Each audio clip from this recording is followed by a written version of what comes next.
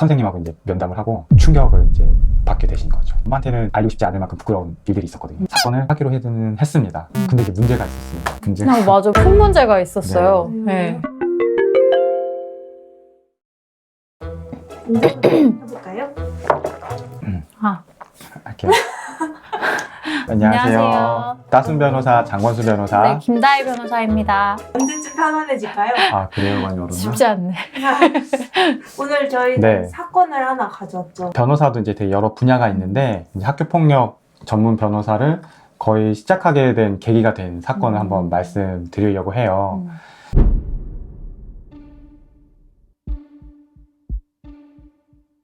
한 이제 여학생이랑 엄마하고 이제 저희 사무실에 방문을 하셨었어요. 그 학생은 중학생이었고 이렇게 편의상 그 학생 이름 하늘이라고 할게요. 갑자기 어느 날 경찰서에서 이제 전화가 왔어요. 그래서 경찰이 하는 말이 따님이 어떤 남학생한테 좀 맞고 있는 거를 어느 시민이 지나가다가 보고 신고를 해서 좀 경찰서에 와 있다. 어머님이 너무 놀라가지고 바로 이제 경찰서 가서 딸을 데리고 왔죠. 무슨 일인지 좀 물어보려고 하면 아이가 어떤 대답도 하기를 좀 싫어하니까 계속 더 물어볼 수는 없어서 냅뒀었는데 이제 아이가 그 다음날부터 이제 학교도 안 가겠다고 하는 거예요. 계속해서 학교를 등교를 거부하니까 병원에 한번 가서 우리 상담을 한번 받아보자.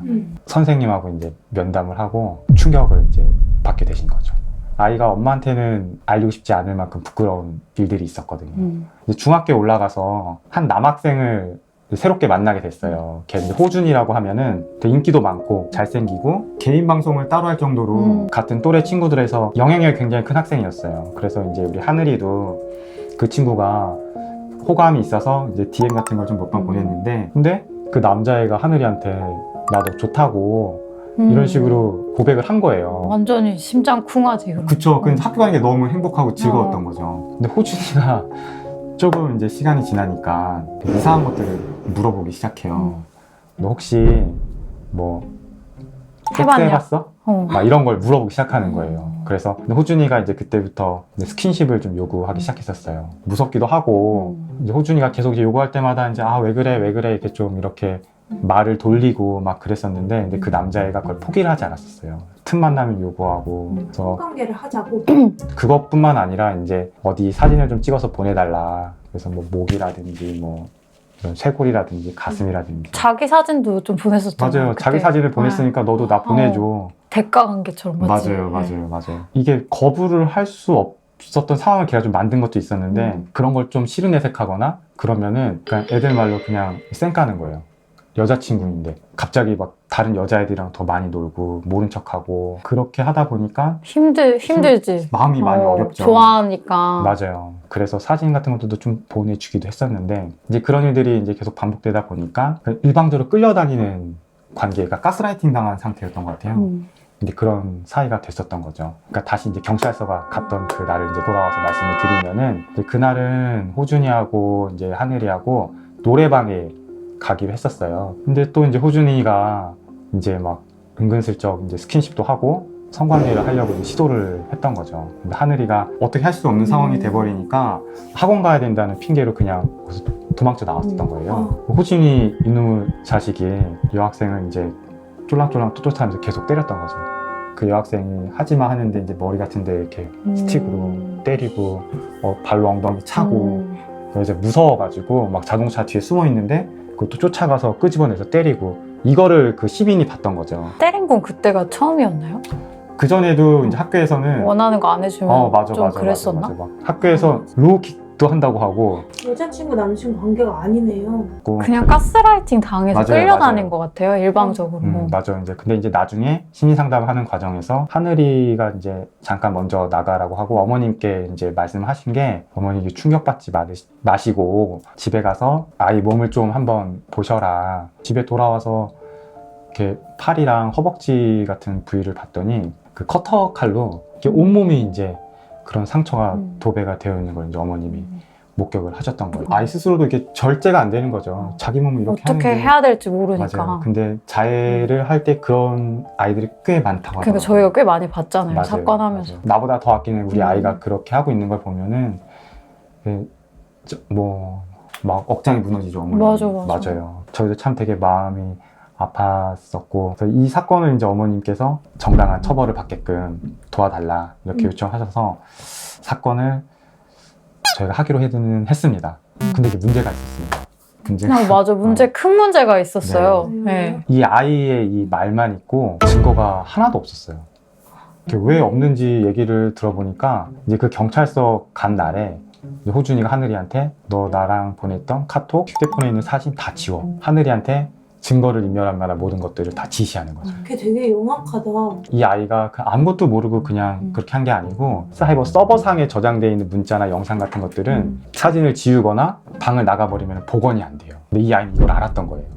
그래서 걔가 왜 그렇게 하는지는 이제 알았던 것 같긴 한데 누구한테도 이걸 알리고 싶지 않았던 거예요. 말할 수도 없었고. 네. 특히 자기 혼자 키우는 이제 어머님이 이걸 알고 얼마나 속상해할지를 잘 알고 있었기 때문에 엄마는 저한테는 절대 말할 수가 없었던 거죠. 사진이나 이런 것도 막 보냈었기도 하고 하니까 그게 좀 창피하기도 했을 것 맞아, 같아요. 엄청 엄마가 그걸 쑥스러웠을 것 봤을 같아요. 때. 맞아요. 그래서 다 삭제를 했던 거죠. 그래서 증거가 정말 하나도 없었어요. 그래서 고민을 하셨던 거예요? 일단은 도안은 어떻게든 드려야겠다 생각했는데 이걸 어떻게 해야 될지를 정말 이거 어떻게 해야 될까. 이 호준이라니 너무 영악하다. 근데 하는 해야 짓은 될까. 진짜 맞아. 성인보다 더 맞아. 한 것 같아요. 심지어 이제 그 어떤 스킨십을 할 때도 이렇게 동의를 이제 전제한 거와 같은 상황이라든지 문자 같은 것들 되게 많이 남겼더라고요.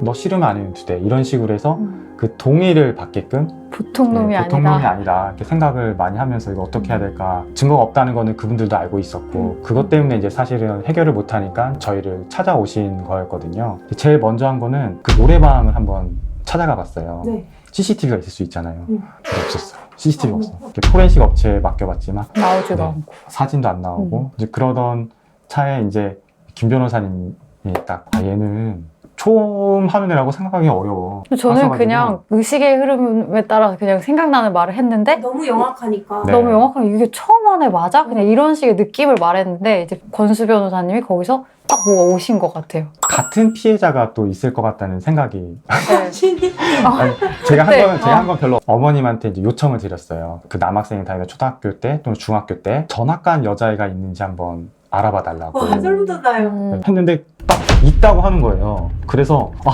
됐다, 갑자기 됐다, 이제 맞아. 잡을 수 있겠다라는 어. 생각이 정말 그때 확 들었던 것 같아요. 근데 확신이 들었어요? 같은 사건으로 전학을 간 거구나. 그때는 있을 거라 생각이 들었어요. 그러니까 초범이 아닌 것 같으니까 그러면은 얘가 분명 비슷한 방법을 했던 피해자가 있을 텐데 그 어머니한테 여쭤보니까 다행히도 이제 그 학생 같은 경우에는 이렇게 가스라이팅을 당하는 과정 속에서 부모님이 그 문자를 보신 거예요. 사진 같은 것도 좀 보시고 하셔가지고 우리 아이랑 이 아이랑 공간적으로 분리를 시켜야 된다. 우리가 그냥 전학을 가자 해가지고 문제 삼지는 그냥 않은 거죠. 묻어버리신 네. 거죠. 피해자한테 그런 것들을 좀 확보하고 네. 그리고 이제 다시 한번 자료들을 찾아가면서 이제 사건을 이제 풀어나가기 시작했던 사건이었던 것 같아요. 근데 좀 안타깝게도 반전이 뭐냐면 호준이가 이 상황이 됐는데도 자기는 아니라고 이제 말을 했었어요. 서로 좋아서 한 거 하늘이가 날 유혹한 거다. 그쪽 부모님도 비슷한 취지로 좋다고 서로 쫓아다녀놓고 맞아요. 좋다고 쫓아다녀놓고 피해자다 오히려 우리가 지금 이렇게 해서 우리 아이 명예가 막 지금 굉장히 손상됐다. 맞신고까지 실제로 하셨거든요.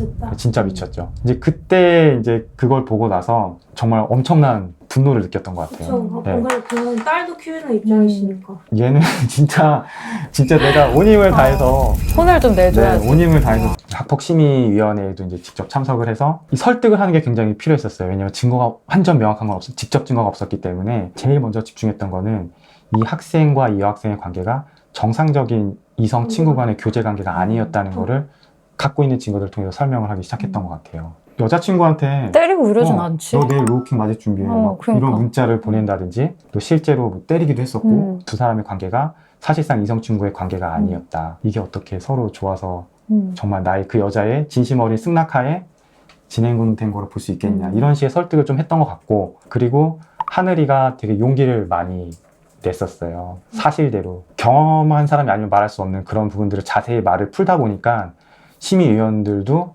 이거 증거가 좀 확인이 어려운데 했던 태도에서 정말 피해를 당한 게 맞구나 라고 분위기가 정말 확 저희 쪽에 기우는 느낌을 받았던 것 같아요.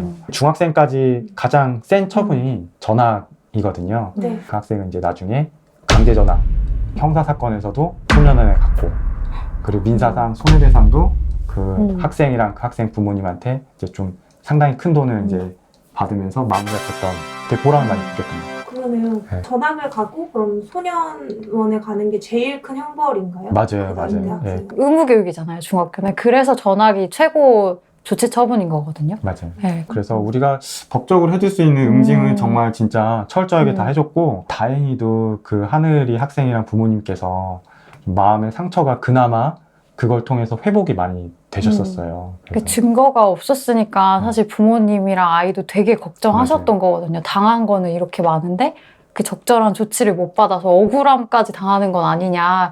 그것 때문에 많이 힘든 시간 보내셨던 것 같은데 잘 해결을 해서 맞아요. 지금은 잘 지내고 있어요? 네, 그 여학생은 이제 뭐 잘 지내고 있고, 또 엄마랑 또 되게 행복하게 잘 지내고 있다고 저는 연락을 받아서 아, 연락이 따로 와요 또? 거의 안 오는데요. 근데 이 사건은 좀 어머니께서 그렇게 잘 지내고 있다고 연락을 나중에 주셨었어요. 제가 더 감사했던 것 같아요. 그 잘 지내서 너무 감사했던 것 같아요. 울컥해요, 막 이 사건 생각하면. 아까 살짝 울컥한 느낌. 네. 학폭은 그 아이한테 정말 도움이 된 게 뭘까라는 고민을 하게 돼요. 모든 사건에서. 신고하는 것부터. 맞아. 이 신고하는 게 맞을까? 맞을까? 정말 이렇게 하는 게 이 아이한 인생에 있어서 도움이 될까라는 부분을 좀 깊이 있게 생각을 하게 되는 것 같아요. 그리고 그 과정 속에서 아이하고 좀 교감도 많이 하게 되는 것 같고, 저희도 아이가 이제 좀 약간 거짓말하는 것 같다는 생각을 받을 때가 있어요. 그래도 이제 저희가 부모님께는 아이가 하는 말을 믿고 그대로 나가자, 이렇게 말씀을 드리거든요. 근데 그 아이가 진짜 사실을 말하는 것일 수도 있거든요. 저희는 이제 사건이 끝나면은 이제 좀 뭐 남이 되기도 하지만은, 그때 엄마가 내 말 안 믿어서 나 그때 학폭 나왔었잖아, 그랬을 때는 아이하고 부모의 관계도 완전히 어그러질 수 있는 평생의 상처가 될 수 있기 때문에, 일단 우리가 아이를 믿어주자. 우리도 아이를 믿지 않으면 누가 아이를 믿어주겠냐라는 말을 하면서 그렇게 믿고 가는 경우가 많이 있었던 것 같아요. 네. 직접적인 증거가 없을 때 말씀드리는 거예요. 직접적인 증거 있으면은 그쵸. 저희가 말을 믿어주고 하면은 심리적으로도 안정감 얻는 것 같고, 그리고 막 되게 많이 들은 말이 변호사 나중에 하고 싶다, 이런 말을 들을 때도 되게 많거든요. 추천해요. 앞으로 저희 채널 많이 구독해 주시고 좋아요도 많이 눌러주시길 부탁드리겠습니다. 구독, 좋아요 이렇게 하는 부탁드려요. 거야? 이렇게.